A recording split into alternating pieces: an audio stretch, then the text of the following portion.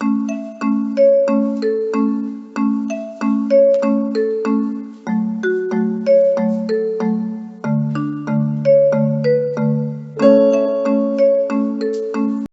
las letras escritas es una gran sensación. Nunca dejaré un libro por un PDF. Permítanme hablar acerca de este libro, de esta obra. Modelos de investigación en liderazgo educativo. Una revisión internacional. Miguel Ángel Díaz Delgado y Aradna Veloso Rodríguez, los coordinadores.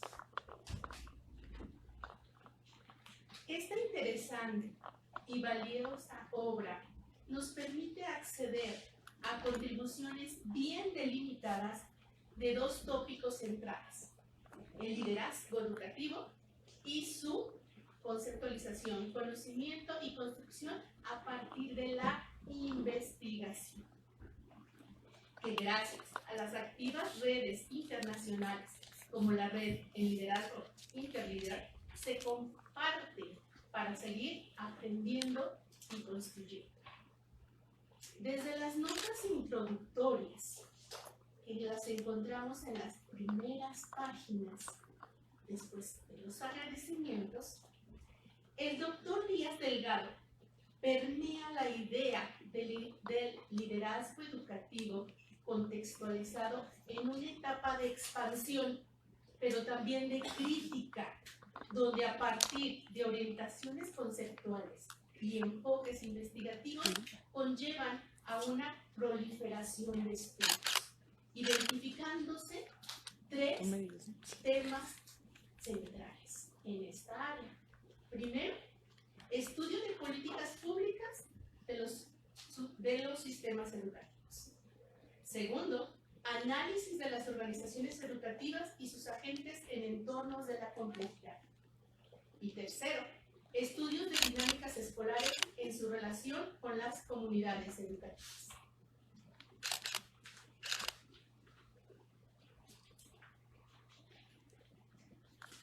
Mis notas se movieron un poquito. De aquí que el libro Modelos de Investigación en Liderazgo Educativo, una revisión internacional, pretende y logra básicamente tres objetivos. El primero, esquematizar el área de liderazgo educativo.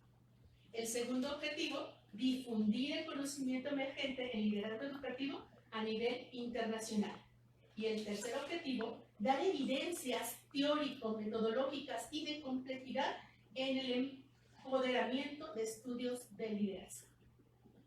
Menciona que es un esfuerzo modesto, pero yo lo calificaría como resultados sistemáticos en el cual se pretende y se logra presentar el área de investigación del liderazgo educativo a través de modelos que muestran y demuestran su complejidad. Se consideran en esta obra 4 modelos para su investigación. Modelos de análisis global, donde básicamente abordan 2 o más sistemas educativos de manera compartida, procurando orientar la toma de decisiones en la política educativa. Modelos de análisis sistemáticos, cuyo análisis se enfoca en un sistema educativo en específico y es crítico en su propia construcción. Y modelos de análisis organizacionales, donde el análisis se encuentra centrado en la esfera organizacional y en grupos específicos con características comunes. Y por último, modelos de análisis situado. Estos modelos, cuyos estudios son contextualizados, pero que también se enfocan en una transversalidad entre lo sistémico y lo situado. Podemos entonces encontrar variedad de estudios bien organizados en estos 4 tipos de modelos. A manera de ejemplo, el primer estudio que se presenta de Jing Xiao y Paul Marco Newton es el aumento de la escolaridad en la administración educativa y liderazgo en la educación superior en Canadá. En este estudio muy amplio podemos encontrar que se explora la manera en que la administración y el liderazgo educativo han adquirido han adquirido, un lugar prominente en la educación en Canadá. Relatan una línea histórica y una amplia revisión de artículos al respecto, que la investigación en educación superior es un área multidisciplinar, que tiene una fuerte conexión entre la organización y el liderazgo, por lo que están demandando más investigación enfocada en las necesidades de los profesionistas. Otro artículo enseguida que nos presentan ahora desde los modelos de análisis situado es el de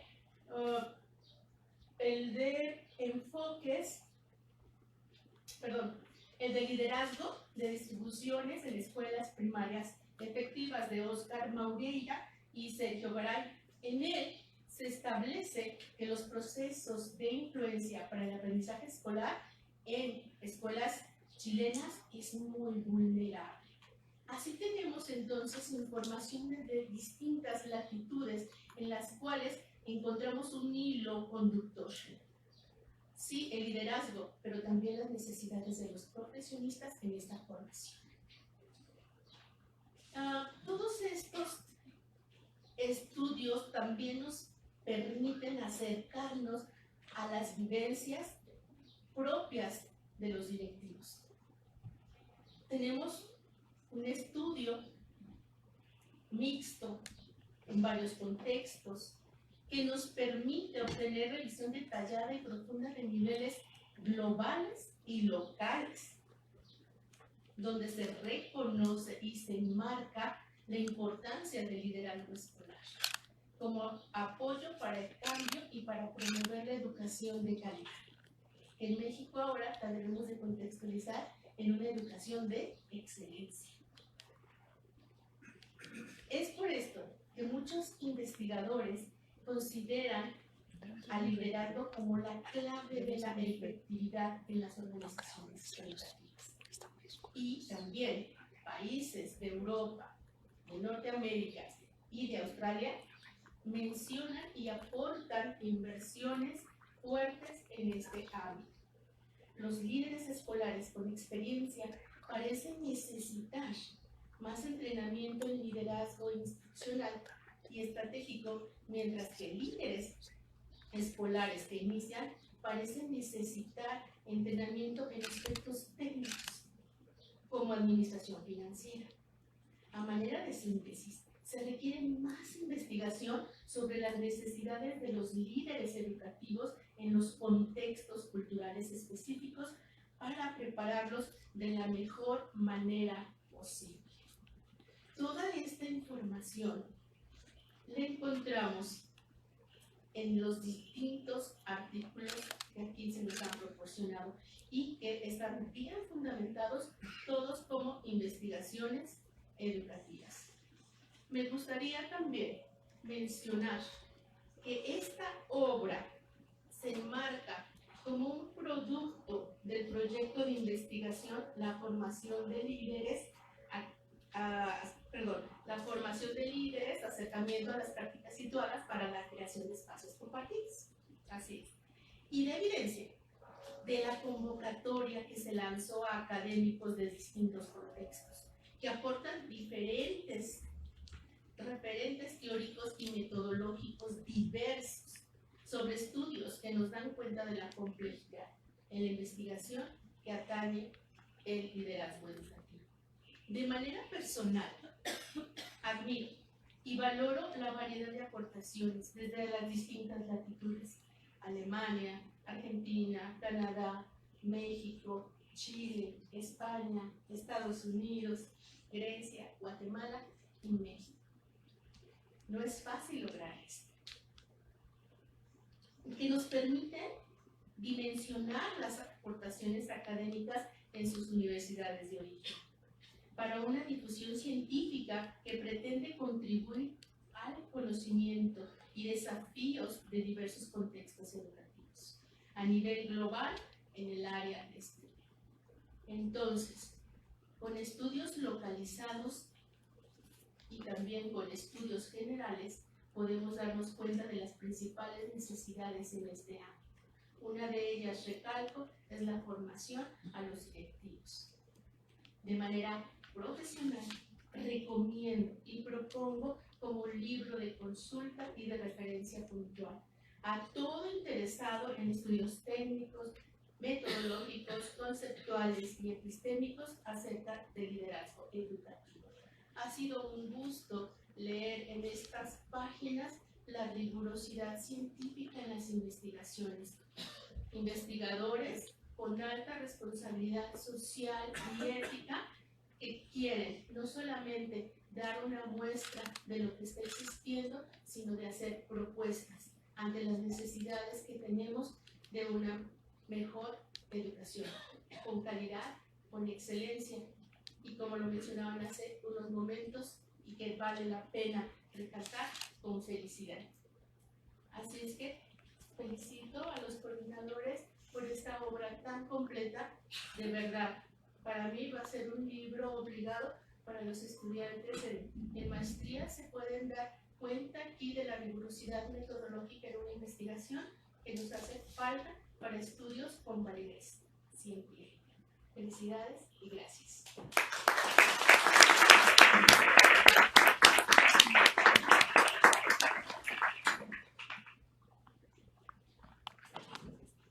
Ahora sí podemos poner la presentación. Bueno, en primer lugar, me gustaría agradecer a Miguel la invitación para presentar su obra, junto con la doctora Ariadna Veloso, no presente, pero bueno, quiero reconocer el esfuerzo que se realizó en la realización de este libro. Yo conozco a Miguel no hace mucho tiempo, pero lo conozco porque somos profesores en la misma facultad de la UNAM. Y bueno, quiero reconocer realmente el esfuerzo que implica, porque no es una tarea fácil, la construcción de un libro, y mucho menos con estas características, ¿no? O sea, la reunión de estos autores de distintos lugares del mundo, la rigurosidad que implica pues, conjuntar todos estos esfuerzos de investigación, es algo que vale mucho la pena. Y bueno, también quiero mencionar que nosotros estuvimos trabajando juntos en un curso que dimos a profesores en escuelas normales en la Ciudad de México, y yo conozco, por esta experiencia directa con Miguel, que él es un profesional de la investigación que conoce los procesos de investigación, que los aplica y que sabe de la rigurosidad que implica hacer una investigación científica en ciencias sociales. Y bueno, por ahí es donde yo quisiera hacer un poquito el diálogo en torno al libro. Traté de hacer una especie de lectura, digamos, un poquito crítica en relación a esto. Y bueno, en primer lugar, podemos poner la siguiente diapositiva. Se trata de un trabajo de investigación, o bueno, de varios trabajos que se conjuntan en los capítulos de investigación en ciencias sociales. De pronto, cuando me invitan a hacer presentaciones de libro, como que uno tiene muy interesado el ethos de profesor, entonces no puedo evitar de pronto hacer como si fuera una clase. Pero bueno, la investigación en ciencias sociales, todos sabemos, es un proceso en donde se construye el conocimiento científico propio de los fenómenos sociales. Es un proceso que exige rigor metodológico, que demanda precisión conceptual y que apunta a la comprensión o explicación de los fenómenos sociales en torno a la creación de conocimiento respecto a ellos. Pero no necesariamente, podría llegar, pero no necesariamente implica la solución de las problemáticas planteadas, ¿no? Sino más bien su comprensión o su explicación. Esto es importante mencionarlo por lo que viene después. ¿Podemos avanzar? Hay un famoso libro de Pierre Bourdieu y colaboradores que se llama El oficio del sociólogo. En este libro mencionan este concepto de sociología espontánea. Es decir, lo mencionan algo así como jugar al sociólogo, digamos, ¿no? O hacer investigaciones que no necesariamente son investigaciones rigurosamente científicas simplemente por el hecho de aplicar técnicas. Aquí viene una cita del libro. no basta multiplicar el acoplamiento de criterios tomados de la experiencia común para construir un objeto que, producto de una serie de divisiones reales, sigue siendo un objeto común y no accede a la habilidad del objeto científico por el solo hecho de prestarse a la aplicación de técnicas científicas. Una de las demandas, de las críticas que se hace desde el inicio del libro Modelos de Investigación y Liderazgo Educativo, es que este es un tema, el del liderazgo educativo, que está, digamos, en un momento de mucha popularidad. Existen muchas investigaciones, muchos programas, muchos talleres, diplomados, posgrados, etcétera, etcétera, que tocan este tema, pero lo hacen de alguna manera poco rigurosa, ¿no? Como light, estudios light acerca del liderazgo, que no tienen un trabajo teórico o metodológico riguroso. Y entonces, por ahí en una de las primeras páginas, en el primer capítulo, Miguel menciona que pues, se llega a confundir el proceso de liderazgo con otros conceptos que son similares o que incluso pueden incluirlo, pero que no son lo mismo. Por ejemplo, la gerencia empresarial, la dirigencia, la estrategia coyuntural o política, el cabildeo, el coaching, que está súper de moda, ¿no? O sea, eso es una palabra que vimos en todos lados, y que existen programas de entrenamiento, de capacitación, etcétera, respecto a esto, pero que también son, digamos, como poco rigurosos, ¿no? En sus procesos.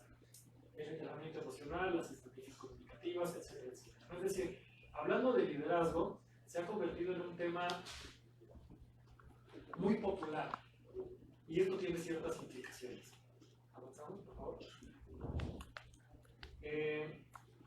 Retomando nuevamente la obra de Pierre Bourdieu, él menciona que se debe dar una ruptura, pero no una ruptura amorosa, sino una ruptura entre el sentido común, el conocimiento del sentido común y el conocimiento científico.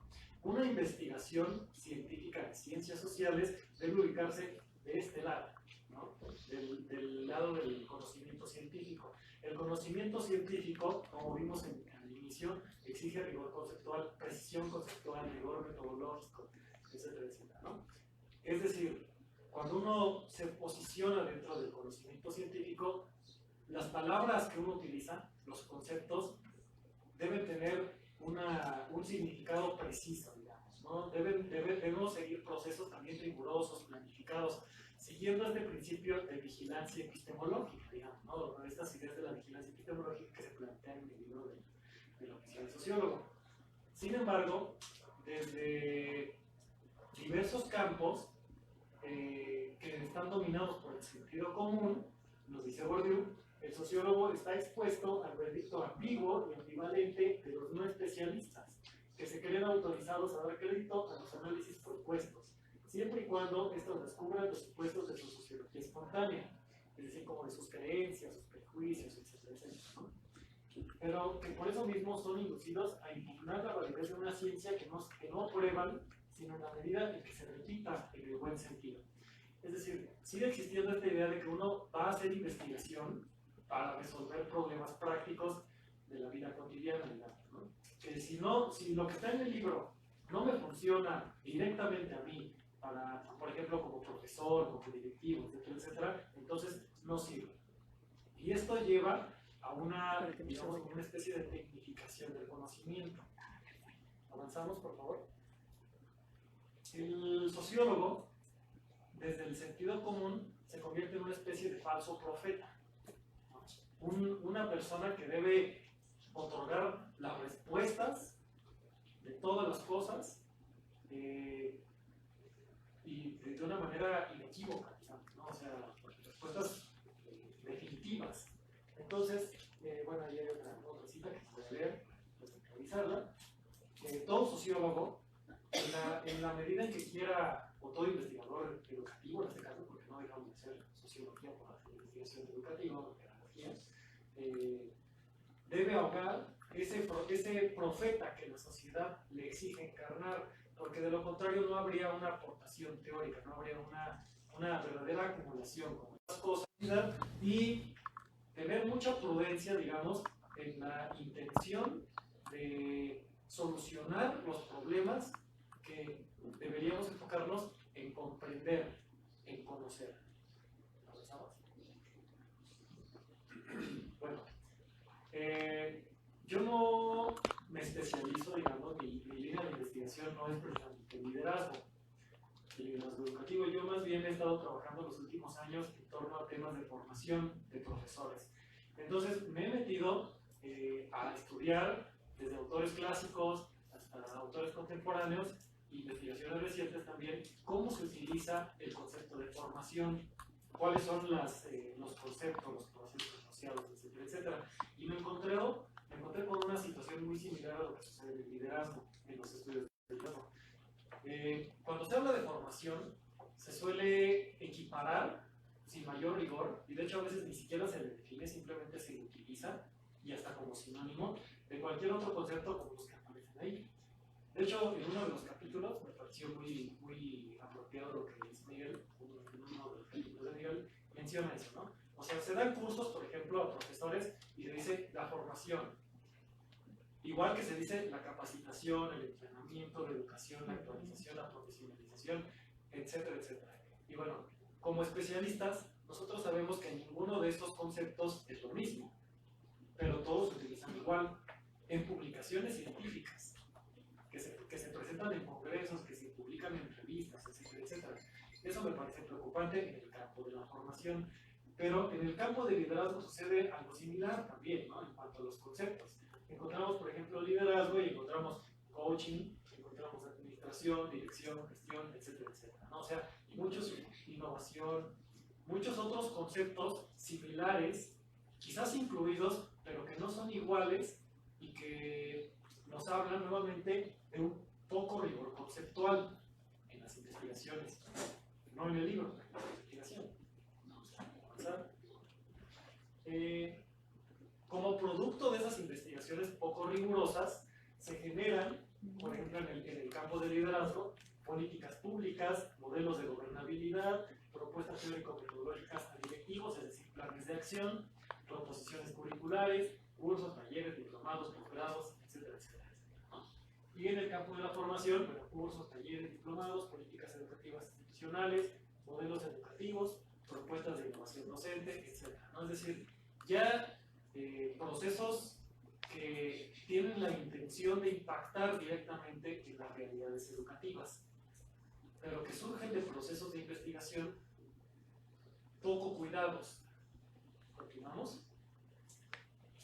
¿Qué consecuencias tiene esto? Bueno, una excesiva tecnificación, una simplificación metodológica, conceptos no rigurosos, sin límites claros y usados indiscriminadamente. Sin embargo, se espera que esas investigaciones resuelvan los problemas prácticos de la vida cotidiana en las instituciones escolares. ¿Continuamos? Esta tecnificación surge porque la realidad educativa en las escuelas, en cualquier espacio, está impregnada constantemente de problemas. O sea, es un campo complejo y problemático para un profesor, para un director de escuela, para el mismo estudiante, ¿no? O sea, es una realidad en la que constantemente nos enfrentamos a muchos problemas.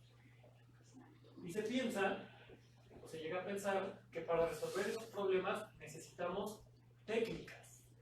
No sé, por ejemplo, los profesores o los directores de pronto exigen a los investigadores que le digan: oye, tú que eres investigador, dime qué hacer, ¿no? Dime qué hacer porque tengo este problema y no sé cómo solucionarlo. Y se espera que el investigador les dé la receta de actuación, digamos, ¿no? El paso por paso. Haz esto, haz esto, haz esto y todo va a salir perfecto siempre. La realidad no es así necesariamente. En una de esas funciona, pero yo creo que la mayoría de las veces no funcionará adecuadamente siguiendo ese tipo de procesos tecnificados. Por eso hay una demanda de esos conocimientos tecnificados, ¿no? O sea, el profesor, el directivo, necesitan o demandan que los investigadores les digan qué hacer. Entonces, es como ya se convierte como en un proceso de mercado, ¿no? Hay una demanda, por lo tanto, surge un producto que igualmente se consume, se produce y se vende.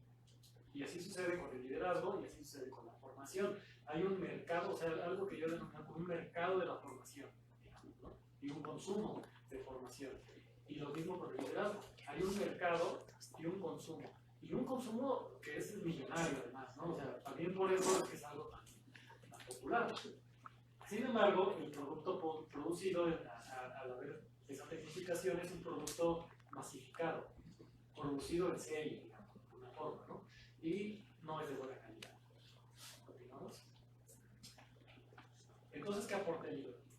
El libro parte de una problemática, de las primeras páginas, de una problemática en torno a esto que más o menos mencionan estas diapositivas, y es un esfuerzo por presentar investigaciones rigurosas, metodológica y conceptualmente, que salgan del discurso tecnocrático. Es decir, aquí no nos están diciendo necesariamente qué hacer paso por paso, sino que se presentan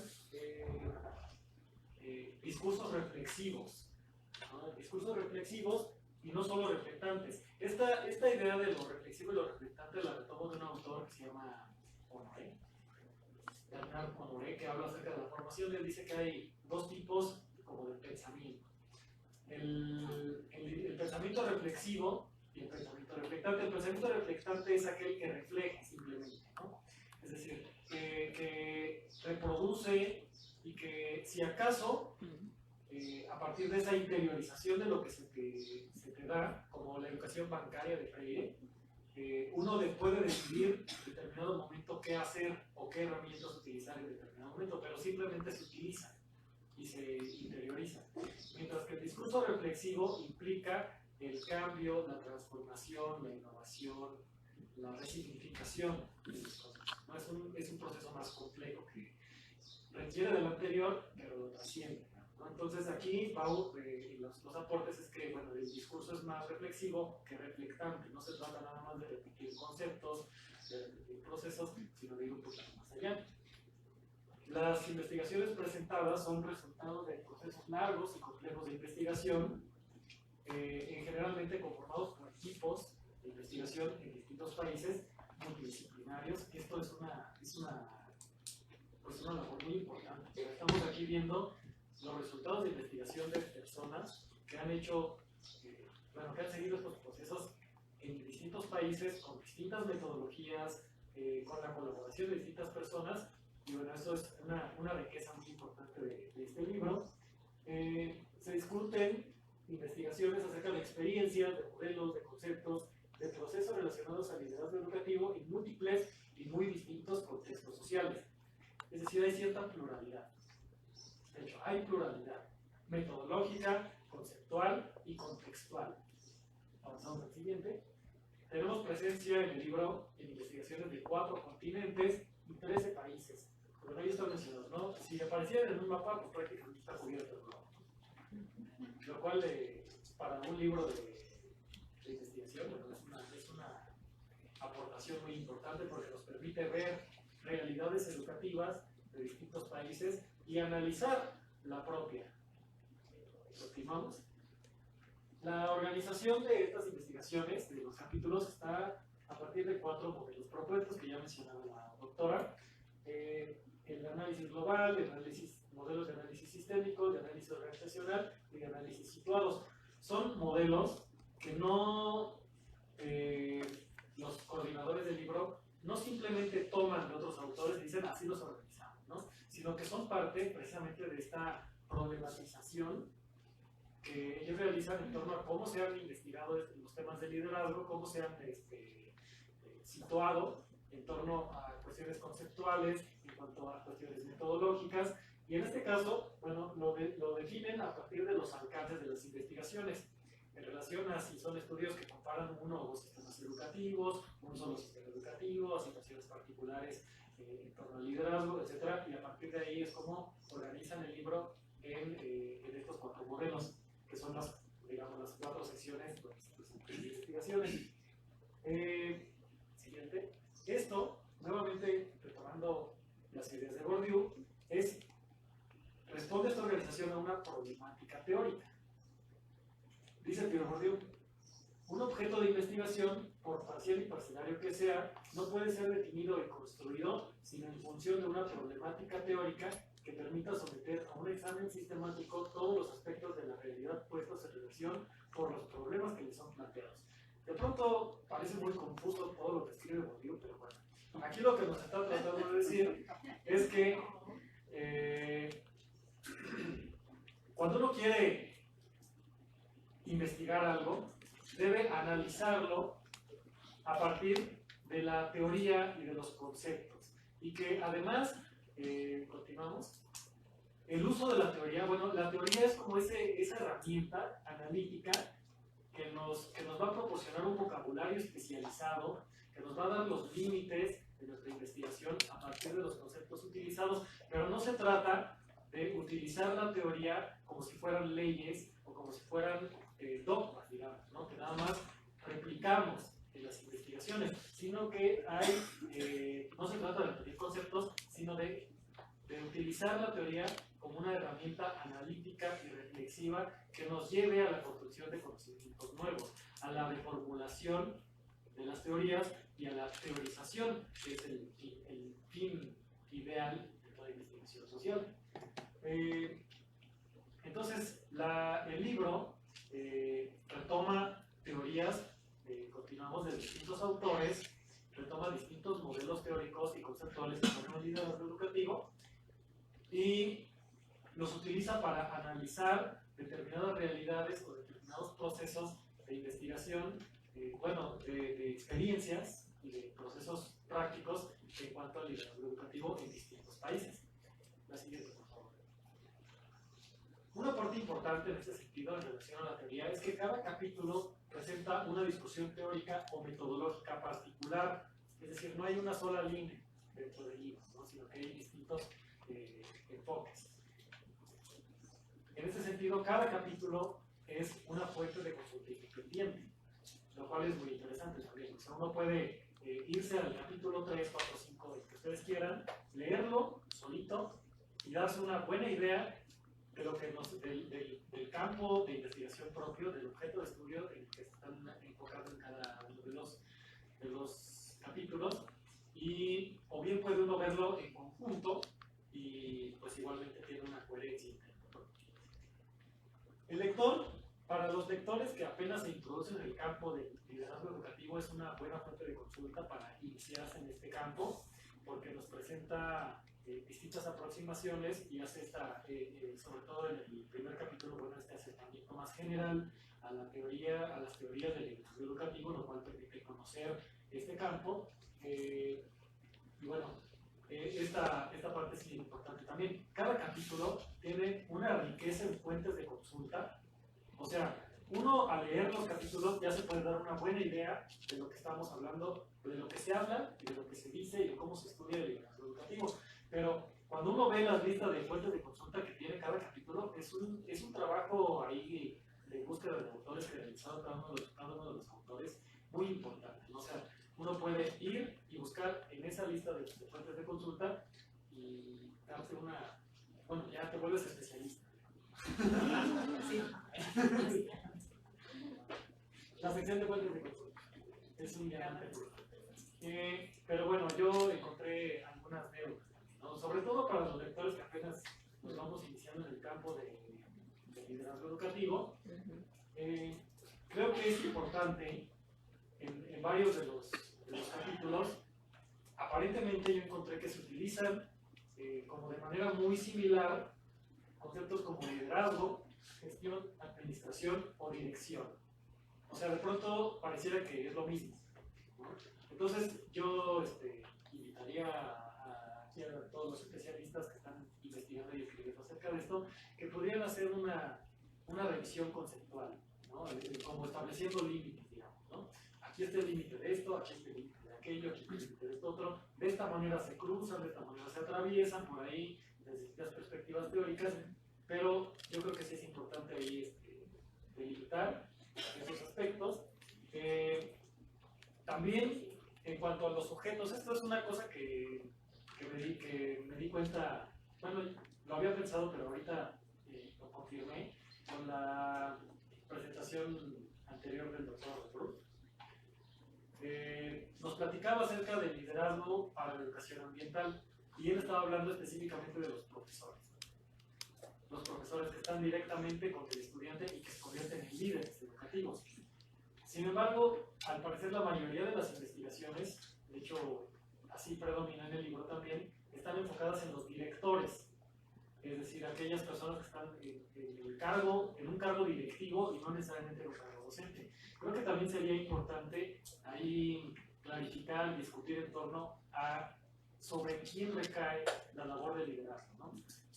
Porque es muy obvio que recae sobre el director, sobre los directores y las directoras, pero también recae sobre el estudiante. Y si nos vamos, por ejemplo, a uno de los capítulos donde se discute el liderazgo para la justicia social, retomando las teorías de Paulo Freire, pues incluso sobre el estudiante, ¿no? Que también es un actor muy ignorado en todos estos estudios, pero que también se puede convertir, o que también se podría analizar, ¿no? Su función de liderazgo, de liderazgo educativo.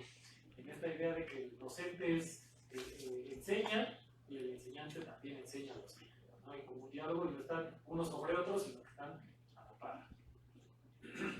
Y bueno, otra cuestión es que aunque la intención de la obra es mostrar la diversidad metodológica y conceptual en torno a los estudios de liderazgo educativo, yo siento que sí falta un poquito de cohesión, digamos, ¿no? Entre los autores, que es normal porque están en todos lados del mundo, ¿no?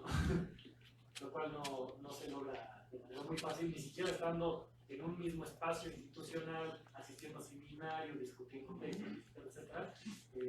Es una labor difícil, pero lograr un poquito esa cohesión entre autores, yo creo que estos espacios sirven precisamente para ello. Y sí, pues muchas gracias.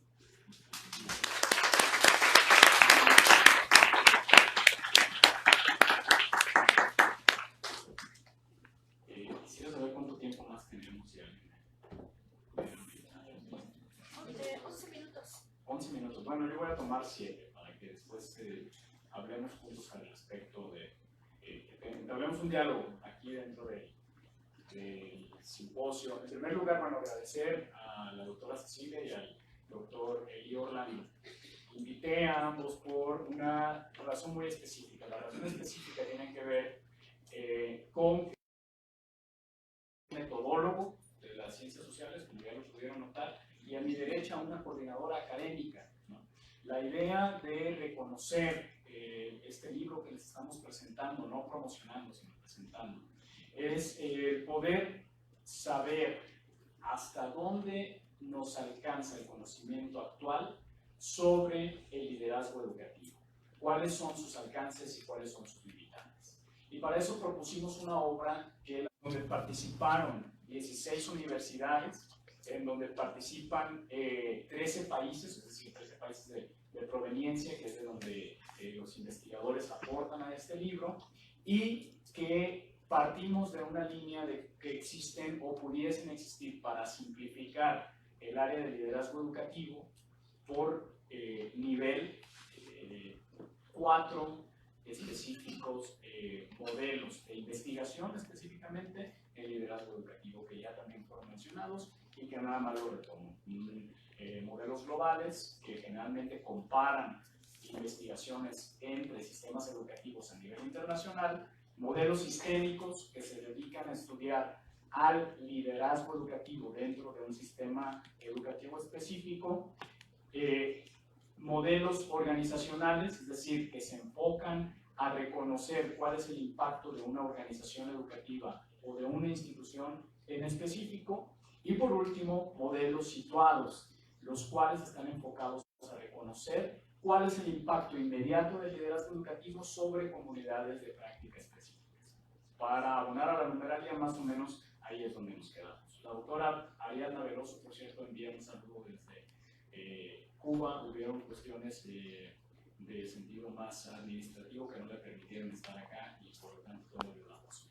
Bueno, en ese sentido, este libro efectivamente iré un poco a hablar acerca de qué implicaciones tiene hacer un libro de este calado, un libro como el que les estamos presentando. La primera implicación que yo encuentro es reconocer lo que ya se problematizó. reconocer que el liderazgo educativo se ha venido desdibujando, se ha venido deslactosando y se ha venido convirtiendo en una serie de técnicas para motivar al otro, a que llegue a objetivos que ni el otro sabe cuáles son, de qué se tratan esos objetivos y por qué tiene que llegar a ellos. Es decir, generalmente conceptualizamos al liderazgo educativo como la labor de convencer al otro de hacer algo que no comprende para qué lo hace.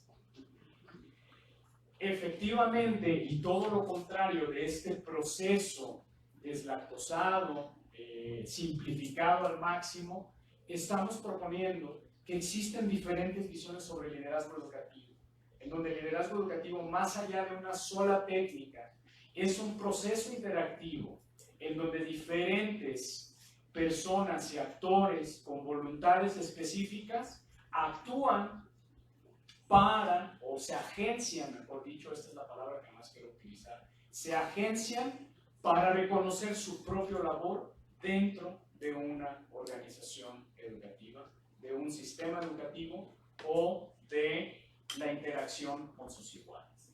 En ese sentido, la agencia, es decir, el reconocimiento sobre cuál es mi papel, el ejercicio de esa agencia que implica reconocer de qué manera debo desarrollar ese papel y el reconocer cuál es el impacto de la agencia tiene una implicación específica, la cual es tener una reflexión sobre, o procurar una reflexión sobre cuál es el impacto de las acciones que yo tengo en los sistemas educativos, en las universidades, etc. Sobre esa base partimos. No obstante, no quisimos en esta obra reducir a un solo concepto las orientaciones que ya se tienen sobre el liderazgo educativo. De tal manera que lo que invitamos a estos autores, imaginen ustedes que el doctor Miguel Ángeles Díaz le dijera al doctor Antonio Bolívar, que tiene 20 años hablando sobre el liderazgo educativo, este va a ser nuestro concepto sobre el liderazgo educativo y ustedes reflexionen sobre eso, ¿no? En España, por ejemplo.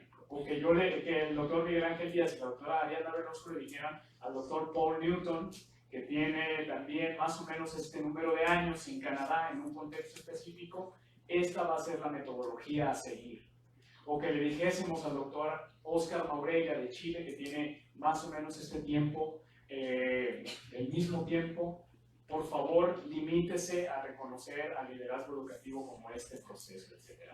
No, justamente lo que hicimos fue lo contrario, invitar a todos estos colegas y reconocer cuál es el bagaje conceptual, metodológico y teórico de sus aportes dentro del área de investigación que nosotros llamamos liderazgo educativo. Que eso sí, a través de este estudio, podemos reconocer que el liderazgo educativo es un área de investigación y un área de práctica dedicada a reconocer cuál es la agencia de los sujetos, cuál es el efecto de su toma de decisiones y cómo se accede a los poderes dentro de los sistemas educativos específicos. Es decir, en ese sentido, los actores que pueden agenciarse y que pueden liderar procesos dentro de una escuela, de una organización específica o de un sistema escolar, van efectivamente desde un estudiante hasta un tomador de decisiones en las políticas educativas. Sí, solo por tomar un ejemplo, ¿cuál ha sido, y el doctor Marmolejo que se encuentra con nosotros nos lo podrá constatar, cuál ha sido el efecto de las políticas educativas de reforma en los practicantes en los últimos años? ¿Y de qué manera se pueden medir esos efectos? Solo se pueden medir a través de las acciones de los sujetos que las llevan a cabo. Es ahí donde está el efecto de las políticas educativas. Y viceversa, ¿de qué manera los sistemas educativos pueden tomar las repercusiones de sus agentes, de quienes estamos en la práctica, solo reconociendo el valor de esas acciones dentro de los sistemas educativos? Y en ese sentido, bueno, este libro, desde mi punto de vista, aporta a reconocer cuáles son los intereses de investigación sobre liderazgo en diferentes puntos y latitudes en el mundo, aporta a reconocer de qué manera interactúan entre sí estos modelos de investigación y cuáles son las metodologías más utilizadas dentro del área de investigación de liderazgo educativo. Básicamente es la intención. Ahora, ¿qué implica hacer un libro de liderazgo educativo? Que creo que es una respuesta que no ha quedado sobre todo dicha. ¿Qué implica hacer un libro de esta magnitud sobre liderazgo educativo? En primer lugar, implica la suma de voluntades, de investigadores de este calado, de esta altura, como los doctores que ya mencioné y otros, el doctor Stefan Brofman, el doctor Petros Pachiadis, que seguramente ustedes han leído sobre él, de Grecia, sobre todo se había dedicado él a escribir sobre comunidades de aprendizaje, y bueno, entre otros que escriben, el doctor Paul Orlovsky, etc. No quiero mencionar a todos, sino la lista va a agrandarse. Implica que las voluntades de ellos estén, que confíen, que sepan que quien va a hacer la coordinación del libro tiene seriedad y que tiene una revisión previa, una previa revisión del mapeo sobre las investigaciones que se están realizando, que hay una intención de actualizar el conocimiento sobre el liderazgo educativo y también que es necesario reconocer los límites de esta área. ¿Cuáles son las tendencias? Y bueno, voy a mencionar una implicación más antes de pasar a las limitaciones del área. Reconocer también que existe detrás de este libro que encuentran aquí un despliegue técnico de esfuerzos impresionante desde la edición, la lectura de los textos. Nosotros hicimos una doble revisión de pares ciegos, es decir, recibimos libros, conformamos un comité editorial de diferentes investigadores en el mundo. De ahí se hizo una primera selección. Cuando recibimos la primera selección nos llegaron 34 trabajos. De esos 34 trabajos quedaron 12 trabajos al final de cuentas, 12 trabajos al final de cuentas, y cuando hicimos la segunda revisión editorial, ya con editorial ISUE, quedaron solo 10. O sea, se imaginan todo este proceso que hubo detrás de ello, y aquí mencionaré el trabajo que tuvo la red internacional Interlíder, que fue determinante. No se imaginan el trabajo que tuvo que hacer Pilar, que se encuentra aquí, Alicia, que también se encuentra, Ángel, que no está, Luis, que nos está viendo ahí a través de Facebook Live, y Daniel Sarco, Giovanna, que está por allá atrás, en la revisión sustantiva y sustanciosa sobre, ya que teníamos los trabajos, cómo organizarlos, discutimos qué calidad debería tener, qué tipo de redacción para unificar eso sí, la redacción, y cómo presentarlo ante Editorial ISUE, que quiero decirles que es una de las editoriales en educación más leídas a nivel latinoamericano. Por lo tanto, el orgullo de presentar un libro, podrán notar que no es mío personal. Es un orgullo en realidad colectivo que yo comparto con todos los colegas que se involucraron en el libro, desde la convocatoria hasta su constitución y la obra que tienen aquí. Habrá mucho más que dialogar, por favor hagamos, siéntanse libres y hablemos acerca no solo de la obra, sino de algunos otros aspectos. Muchísimas gracias por estar presentes en esta sesión.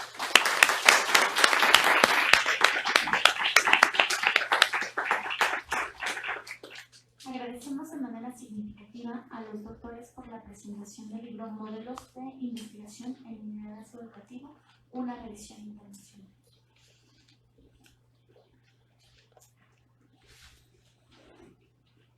¿Tenemos tiempo para una pregunta? Ya no sé cómo están de tiempo. Creo que estamos...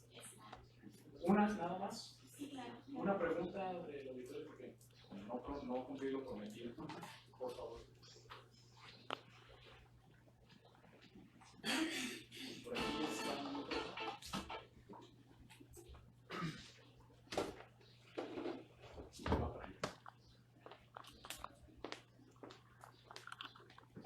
Sí. Todas las demás las podemos charlar aquí antes de irnos a los talleres. Muchas gracias. Muchas gracias. Muchas gracias. Si tomamos como marco referencial los objetivos del desarrollo sostenible marcados por la Agenda 2030 de la ONU, que efectivamente nos pone a considerar que todavía hay un gran camino por hacer para lograr cuestiones de igualdad de género, cuestiones de educación con calidad, accesible a todas y a todas las personas. ¿Qué pudiera representar este esfuerzo de compilación de modelos de investigación para alcanzar esos objetivos para 2030? O sea, ¿cuál sería la direccionalidad de las investigaciones según su perspectiva para que hagamos sentido del trabajo investigativo que se acerca del liderazgo educativo? ¿Sí? El término liderazgo para mí es algo nuevo, desde la psicología social comunitaria. De hecho, me pregunto, bueno, es un término que efectivamente, como bien documentado, se puede entender como algo producto de la empresa educativa o producto de la empresa hasta capitalista, el liderazgo. Pero pudiéramos a lo mejor agregar un apellido, liderazgo crítico o liderazgo resistente, ¿sí? Porque finalmente nuestros contextos educativos efectivamente siguen siendo muy afectados por un sistema capitalista neoliberal en donde se hace pues la diferencia entre quienes tienen y quienes no tienen.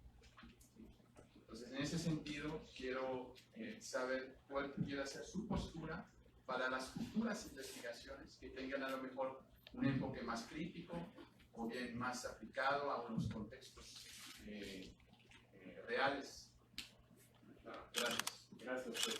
Hay otro así muy rápido.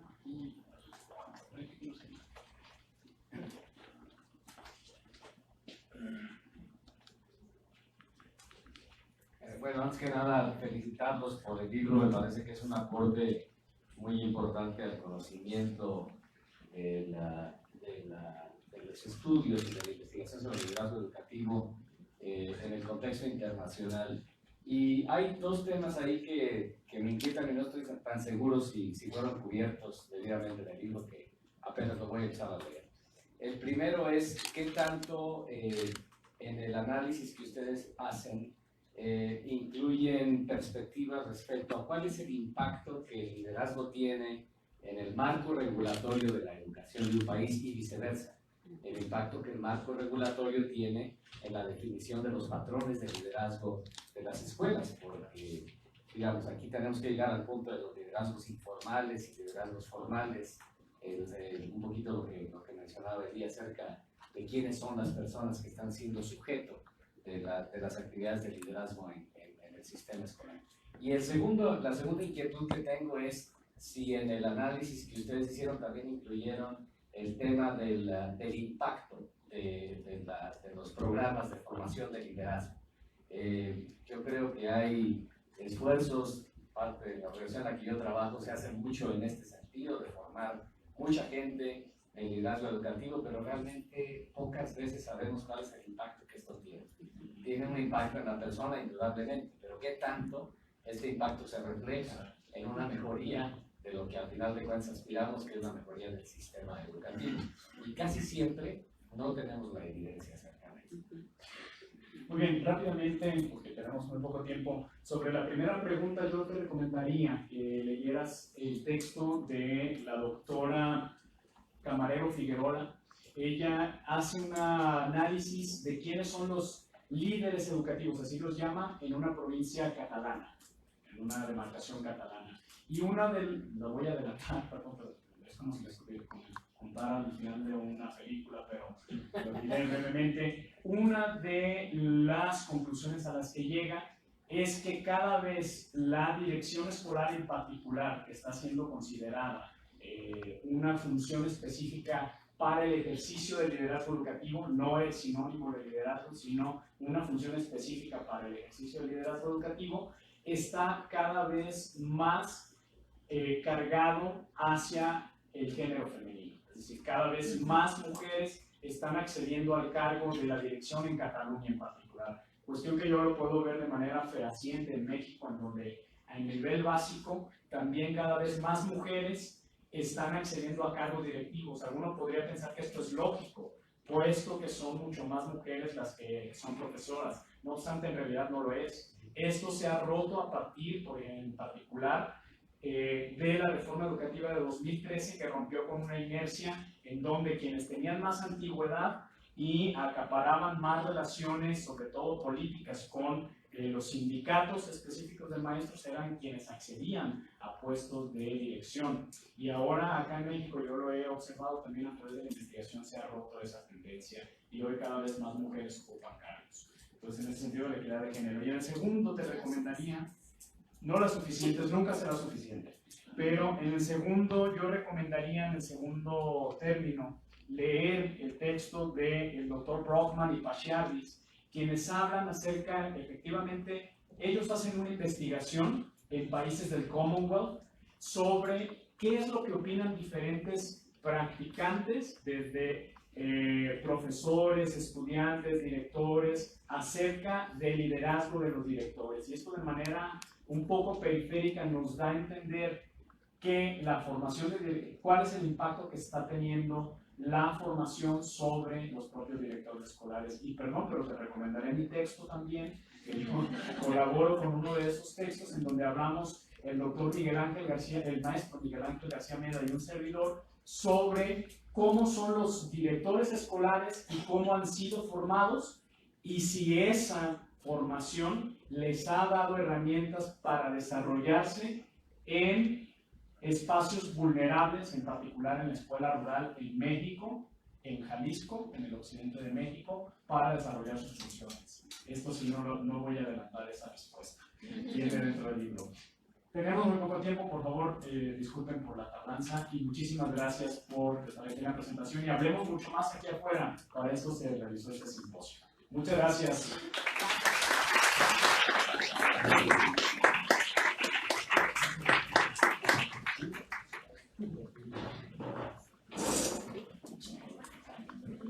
Recuerden que los talleres están